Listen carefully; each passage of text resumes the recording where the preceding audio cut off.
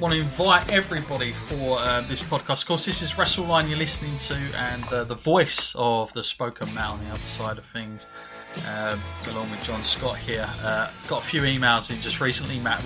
I think we've got quite a rise tonight. We've gone out live on SoundCloud and stuff like that. So really thankful for everybody that's tuned in with us on this one. It's really cool when that happens. I know that sometimes, just going off key here, like I'll put out a notification, and anybody that uses SoundCloud, you can kind of, I think you get like a 3-minute kind of prior notice when I'm going to go out. So if I put like a time up, a rough time, you'll get that, and it kind of goes through. So it's kind of nice. Yeah, just wanted to say thanks for everybody who's been emailing in that they're, because the funny thing is, Matt, with our podcast is like lots of people, they like to listen to it live, like they like to just be there when we do it. And I always get emails like, I missed you again.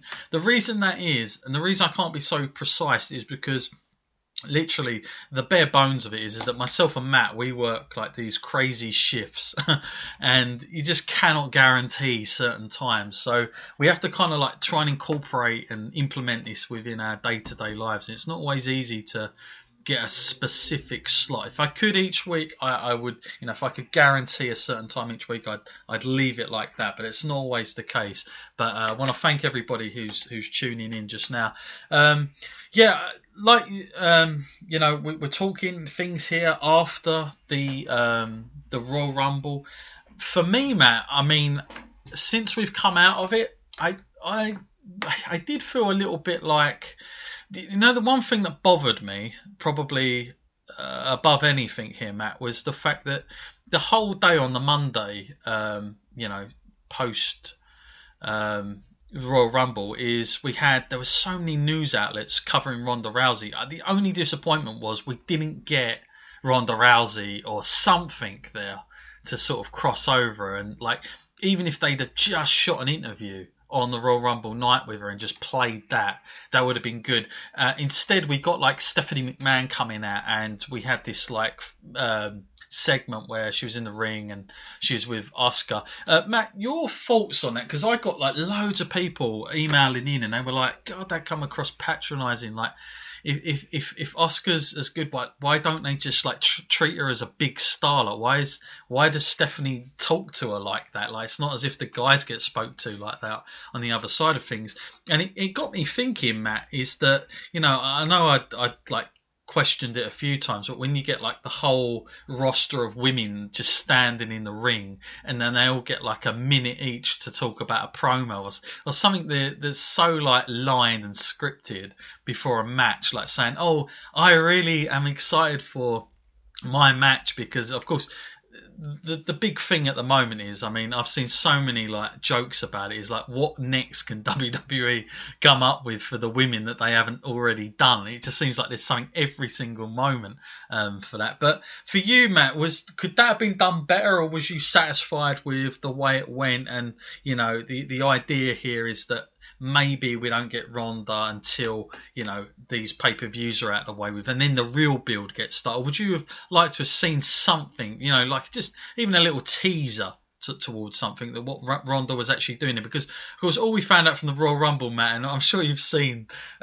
all the funny photos going around. I think there's one like of Ronda Rousey doing the point to the sign and it's like got the ET thing in the background. It just looks like that. But for you, Matt, would you have liked to have seen a little bit more, or was you satisfied with what we got? And the whole stuff around Asuka was fine, and we're just going to bide our time waiting for that result to come out. Oh no, of course I would have liked to see more. It's kind of crazy when you think about the way that wrestling works like this, or particularly WWE in this sense. But when you look at any other sport out there, and you're supporting your team or whatever promotion it is you're watching, and then they sign a new person to their brand, you kind of like, you see it all over the news. They're doing interviews. If you want to find out more about it, you can, and it's just there, accessible for the fans. But in WWE, they like to be so secretive, and they're like, no, we're not giving you any more of this until we want to. But it just shouldn't work like that. If they're going to make a big deal of it and say they've just signed the number one like free agent out there that is a woman in sports, why not make a huge deal of it? Actually put some like interviews out there and stuff, and tell us like how she's looking forward to this, and give us like a little bit more to get to know why she's so passionate about wrestling now. Yeah, it would have been a great time for Jonathan Coachman, I'm sure, to have that spot and do a sit-down kind of interview, or Jim Ross or something. There's plenty of people to do those kind of things. Even Booker T now, Matt. Oh, he's got us plenty of opportunities. Now, just staying with Ronda Rousey, Matt, was you shocked, surprised, or not very surprised at the reaction given by the other female talent in WWE in terms of that negative kind of stuff that got tweeted out by a few of the talents? Is that just go part and parcel with the WWE? Is that just the WWE locker room being, sort of protective? Or, was any of it warranted? Did you get where they were coming from? Because, of course, everyone was like, why did they have Ronda come out at that moment? It sort of overshined Oscar. We spoke about that, obviously, on our review. And to me, personally, I don't think it really overshadowed it. I just thought it would have been better if Ronda could have said something, if I'm honest. Because it just left us with more questions than actual answers. But of course, looking back on it, they could have waited till Monday Night Raw, but then you don't know what the schedule and the whole thing with her doing a film, like, was this just a one-time gig and this is the only best thing they could pull off? Matt, for you, the negative vibes coming from some of the talent, is that warranted? Is that just, to be expected? What was your take of that? Well, I'm not going to say it should be warranted, but I'm going to say that I expected that kind of reaction from them, because we all know that in wrestling it's kind of that company and that kind of business where you look at people and you think, well, they're not one of us, so they're coming in from an outside sort of promotion to take our spot, and there's only two top spots within WWE. There's only two women's champions at any time here in the main roster, so I can understand why they would feel that way. They're busting their ass week in, week out. And I'm not going to say that Ronda Rousey hasn't had it hard. I mean, there's no doubt that training in UFC and fighting in the UFC is about as hard as it gets. But there'll always be an old school mentality where people feel like they need to pay their dues before they can get given the main events in wrestling. Sure. I mean, it's difficult because, if you look at it from another, as a good example here, go back to WrestleMania 14. Iron Mike Tyson was brought out during the Rumble. He was watching it, and the whole spotlight, more than just Austin winning the Rumble, was just they kept breaking back to show shots of Mike Tyson cheering it and getting into it and all this stuff. And of course, the next night on Raw, Mike Tyson shows up. But I don't remember people, I don't think any of the superstars would have been like, oh, he's taking my spotlight. Surely it's for a good reason. This is just going to put a bit more shine on it, and outside media are going to be buzzing even more. So I do, I kind of get where some of these women are coming from, but at the same time, I think it's worth pointing out when they say, she didn't pave any of the way for this Royal Rumble and stuff like that, why does she get the credit? I kind of feel that's a little bit harsh, because to me personally, and you can go back on our very old podcasts, even on the Wrestling Skull, I remember us talking, Matt, about the Ronda Rousey effect and how, I know that they didn't quite call it the women at first, Matt. They called it the Divas Revolution. But all that was a ripple effect, in my opinion, from the Ronda Rousey effect from UFC, because when Dana White, put Ronda Rousey in a main event of his card, the first ever women. This was a guy, by the way, Dana White, who said, I'll never have women in UFC, let alone headlining it. But the fact that she was such a bigger star to do that and carried a lot of weight with it, that they were doing these things way before WWE were doing these things on their TV. We the very heart of it, at the very beginning of it, for me, came from NXT. That was with the likes of Bayley, Charlotte, Sasha Banks. Those were doing those kind of matches. Now, of course, we're seeing it on the main roster, but at that time, we didn't have any of this. It was very much total divas and all the rest of it. It wasn't quite what you'd call, women's wrestling and let's put all, equality and all that stuff. So I do feel like Ronda Rousey started this, not just in not just in like wrestling, but a lot of other sports probably adopted this. Like, oh wow, we can actually have a superstar, a big name that a female talent that is huge merch seller in her own right in the UFC and a big star. And Ronda Rousey, for me, that ripple effect kind of coming to WWE, and I feel like WWE picked up the pieces a bit. Like, I know Stephanie and Triple H were fans of her, there's no doubt about that. They must have been watching it,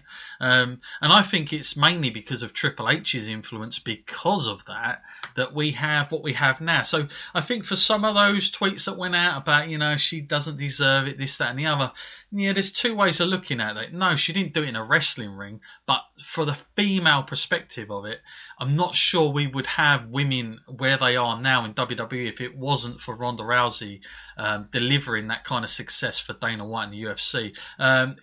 Would that be the same outlook for you there, Matt, with regards to that? Or definitely. I mean, if she hadn't done what she'd done in the UFC, she wouldn't have come into the WWE with this huge impact. So you got to have that, and you got to give that to her. She had to go out there and make a name for herself, and actually become a legitimate, actual fighter, and someone who you look at and think that every woman on that roster should be afraid of her, and that's why we're going to pay money to watch her fight in the WWE. Yeah, and listen, look, at the end of the day, who are people going to be more interested in that don't watch wrestling? Having a Ronda Rousey match, or just two of the female talent that we already have? Listen, as harsh as it is, they're going to tune in for Ronda Rousey. People that don't even watch wrestling will watch it because it's Ronda Rousey, and they'll be interested in it. So you've got to remember, it gets more eyeballs on it for me, and that's what you want. I think it's been ages, Matt, since we've seen a signing that will bring, hopefully, new eyeballs to the company. Do you know what I mean? Like, in terms of getting something out there that because all the time it's very much the other way round. But this is good, and Ronda Rousey, Dana White said it himself. Whenever she was on the main events, that those spiked heavily. She's got a huge women's following, so hopefully that will work out well. Matt, just before we get to the end of Ronda Rousey, there's a prediction here, Matt. A lot of people worried about how WWE will handle her creatively. Not so much the in-ring. I'm not worried about the in-ring whatsoever, but character building, who she is, the identity of Ronda Rousey as a performer. They've got to be careful, Matt, because one wrong, stupid thing will, I just think, permanently it won't work. And I can see people getting a little bit annoyed with it. So for you, Matt, what do you do? Do you keep her like a bit of a Brock Lesnar and kind of keep her more of herself, and how she was in UFC? Like, because obviously when she walked down for a UFC match, that intensity was all about the entrance. I mean, forget about the fight. That entrance alone got people. So I'm hoping they keep those little things in. But from a character point of view, Matt, how will they deal with that? Because obviously Ronda Rousey, it's going to be slightly different when you're. I know she could sell a fight, but in the world of wrestling, Matt, it's not quite as simple as that, is it? When you're doing these feuds and all the rest of it. Do you think she's going to be comfortable, or do you think WWE may make a mistake of over scripting her? Like how do you think they're going to present her, Matt, in terms of a character?